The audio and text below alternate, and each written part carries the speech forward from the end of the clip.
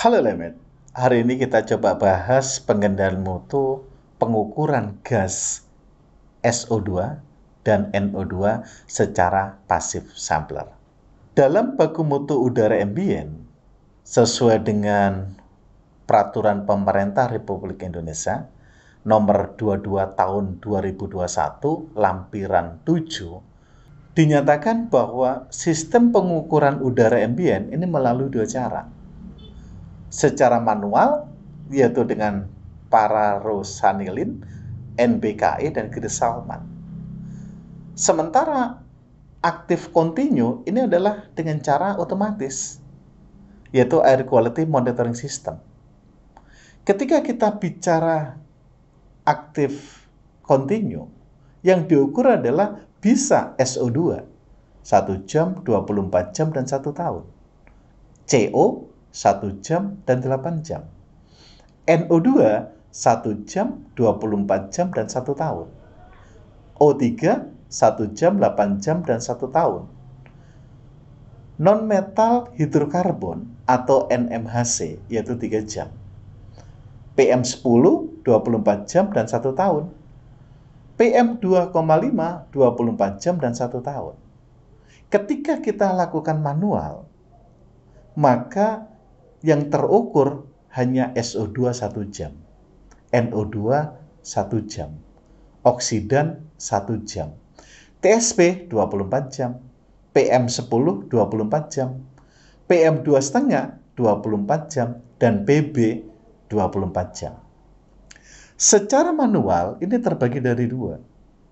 Aktif yaitu sampling dengan pompa menggunakan impinger, dan pasif sampling tanpa pompa.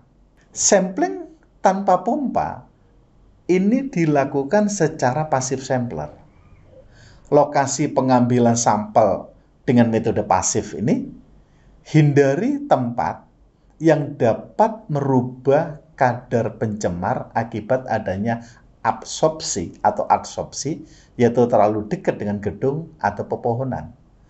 Hindari adanya pengganggu sumber pencemar, kimia atau fisika, yaitu insinerator, dapur, kendaraan bermotor.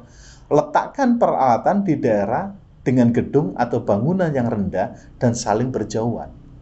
Letakkan peralatan pengambil sampel di daerah aman atau bangunan lebih baik untuk daerah dengan kepadatan penduduk tinggi.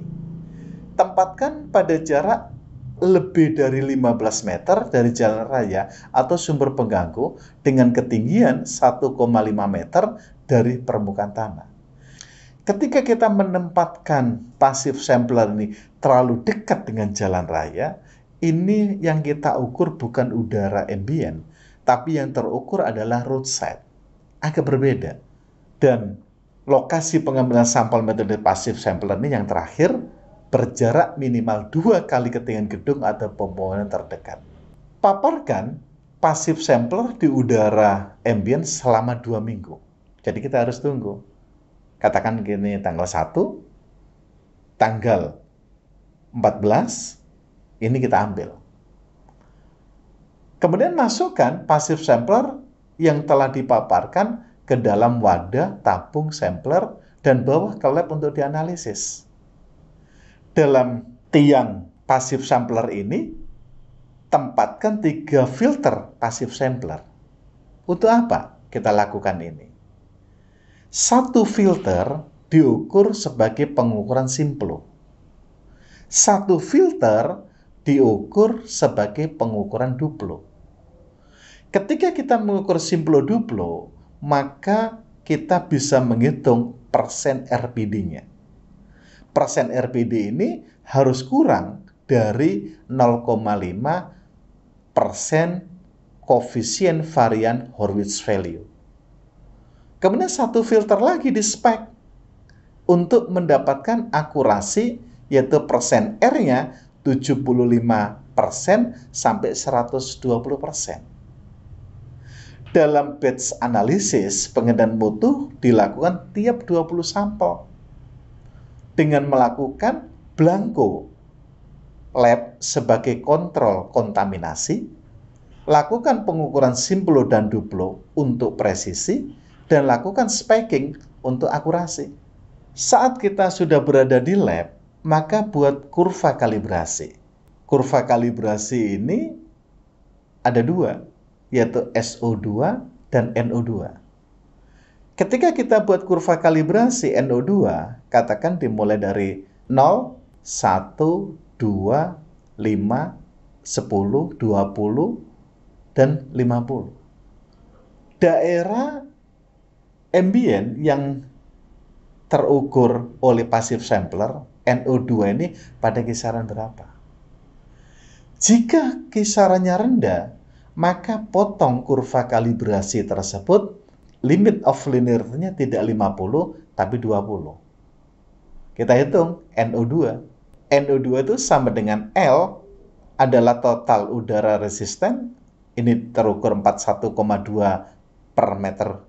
Kalikan dengan EV. EV adalah volume ekstraksi, ini 4 mili.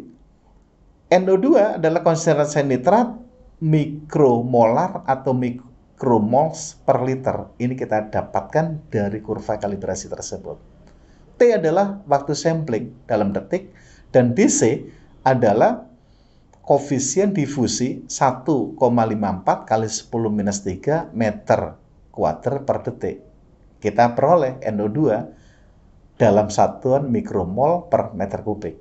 Kemudian kita konversi ulang NO2 dalam satuan mikrogram per meter kubik, yaitu NO2 dalam satuan mikromol per meter kubik dikalikan berat molekul NO2 dibagi 1000. Kita udah dapatkan.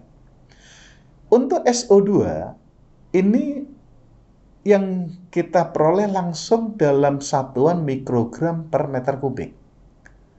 Ini sama dengan L, yaitu total udara resisten 41,2 per meter.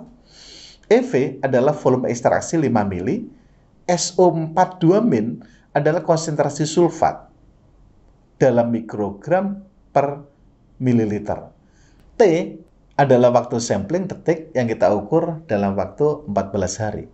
D adalah koefisien difusi 1,32 kali 10-5 meter kuadrat per detik kuadrat. Ini juga akan sama. Kita coba ukur 0, kemudian 0,2, 0,4, 1, 2, dan 5. Pak, ketika SO2-nya tinggi gimana? Kita bisa lakukan pengenceran.